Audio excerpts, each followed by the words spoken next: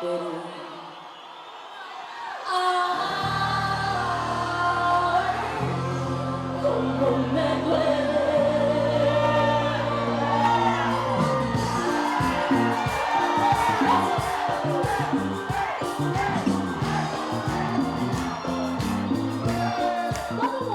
walk on stage, I feel like almost like an adrenaline rush. That rush, that Selena rush that comes in.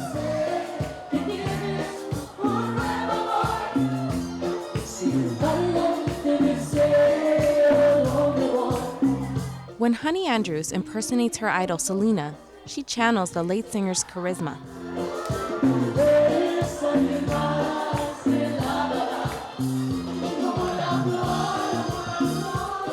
And that Selena energy never leaves her, even at her day job. The 29-year-old surrounds herself with memories of Selena. Then they'll start looking at it and they're like, wait a minute, is that you? And I'm like, yeah. I was like, I impersonate Selena. And they're like, oh my God. And then they'll get up from the chair, and then they start looking at the pictures. Honey's connection to Selena traces back to her childhood. She moved to the U.S. from Mexico with her family the same weekend Selena died. We came over here to Corpus, and that's when I saw everything like on the when they started having the candlelight vigil, the funeral, and all of that. And I remember it was like crazy. I still remember it like it was yesterday. On March 31st, 1995, the 23-year-old star was shot and killed by the president of her fan club. Selena gained popularity in the 80s and 90s and became an icon after her death. Since then, several millions of her albums have been sold. Selena inspired the Latino community, but she meant even more for Honey. Definitely growing up and becoming a transgender woman, Selena was one of my influences. Seeing her face, her body, her everything that she was, who doesn't want to look like her?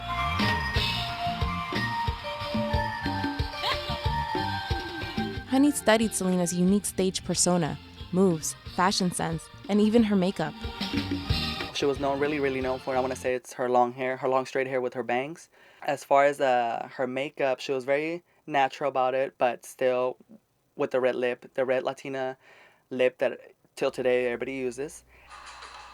Many of Selena's cultural qualities and personal struggles resonate with the Latino LGBTQ community. Selena has had probably the biggest impact in my life. No, not probably, she has.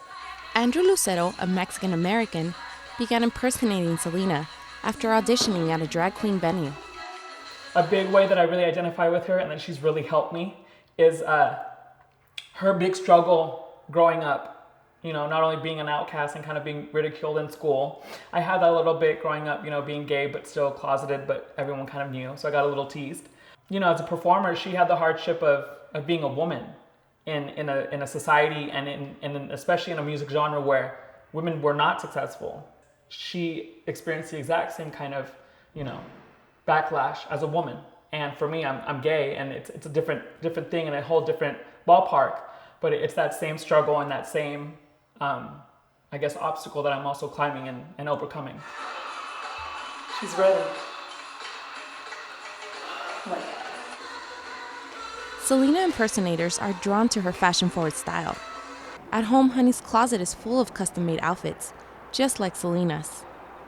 Every piece on here was made from scratch, close to the original as possible. And here underneath that I have the bustiers that are hanging in here. The pearl outfit, the pearl bra. This I made by myself, of course. This one, these beads are actually, I beaded them in there. This one I rhinestoned myself. And here's the red one that I wore on last night.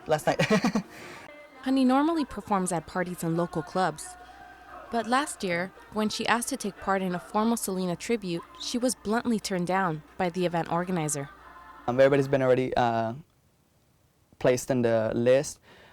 Besides, nobody wants to see a man dressed up like Selena. It was definitely a reality check as to, you know, me being a transgender girl, that there's still that I'm still gonna struggle with stuff like that along the way. So I replied in the most professional way that I could to not make myself step down to his level and sound like the ignorant person that he is. Still, the comments were so hurtful that Honey hesitated to appear this year at Fiesta de la Flor, the tribute marking the 20th anniversary of Selena's death, but she went anyway.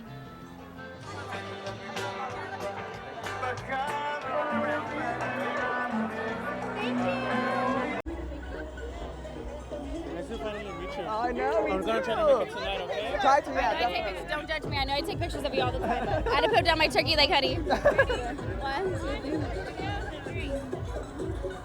Some girls were asking questions. I was like, oh, she's a celebrity here in Corpus. Get it together. Okay. Get it together. Of course.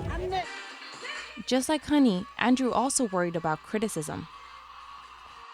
This is one thing I was scared about, receiving criticism, not only from people, watching the show, seeing a man dressed as a woman, but also from the Selena fans. I've never experienced any kind of negativity. And what's more than that is that I perform for a lot of straight places and, straight and heterosexuals. And on top of that, most of them are Latinos. And on top of that, most of them were born in their respective countries and were raised in that very Catholic, very Latino culture.